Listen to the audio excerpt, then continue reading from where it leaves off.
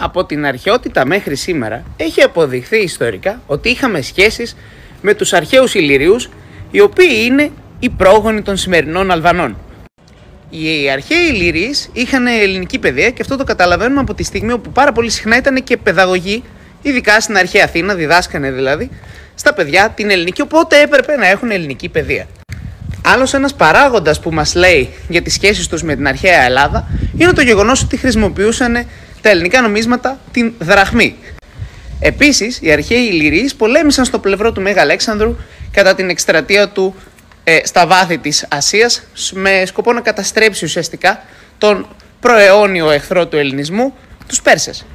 Οι αρχαίοι Ηλυρίοι λοιπόν, οι σημερινοί Αλβάνοι, είχαν διαχρονικά σχέση με την Ελλάδα. Ωστόσο, αυτό που γνωρίζουμε είναι ότι υπήρχαν και διάφορες φυλές, όπως για παράδειγμα οι Αρβανίτες, το μοναδικό δίγλωσσο φύλο που μιλάει μια διάλεκτο της αλβανικής, το οποίο είναι ελληνικό. Καταλαβαίνουμε λοιπόν ότι οι Έλληνες και οι Αλβανοί ήταν από πάντα το ίδιο και το αυτό. Επίσης, μία στις δύο λέξεις της αλβανικής γλώσσας έχει ελληνική προέλευση. Οι Αλβανοί δεν ιδρύθηκαν ή δημιουργήθηκαν από τους Οθωμανούς, καθώς έχουμε αναφορές για τους Αλβανούς από το 100 μετά Χριστόν. Πιο συγκεκριμένα μπορούμε να δούμε τον Πτολεμαίο, ο οποίος το 100 μετά Χριστόν μιλάει για τους Αλβανούς και την Αλβανόπολη.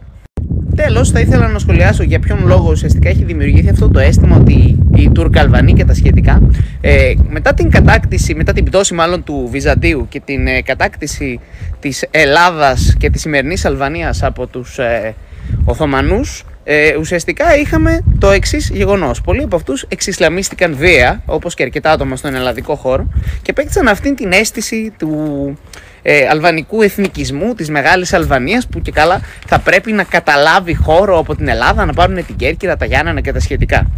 Η αλήθεια είναι ότι, όπως είπαμε, οι Έλληνες και οι Αλβανοί έχουμε κοινή ιστορία. Και αυτό κάποιοι πρέπει να το καταλάβουν πολύ σοβαρά, διότι όταν μαλώνουν Έλληνες και Αλβανοί, όπου κατοικούμε στον ίδιο χώρο και είμαστε το ίδιο, όταν μαλώνουν Έλληνες και Αλβανοί, αυτοί που κερδίζουν πραγματικά σήμερα είναι οι Τούρκοι. Και μην αφήσετε κάποιους τύπους δίθεν εθνικιστές και τα σχετικά, οι οποίοι μιλάνε για μίσος απέναντι στην Αλβανία. Εξάλλου, οι Αλβανοί πρόσφυγες οι οποίοι ήρθαν στη χώρα μας μετά την πτώση του κομμουνισμού είναι οι πιο καλά απορροφημένοι πρόσφυγες και δεν καταλαβαίνεις καν ότι ήρθαν από την Αλβανία.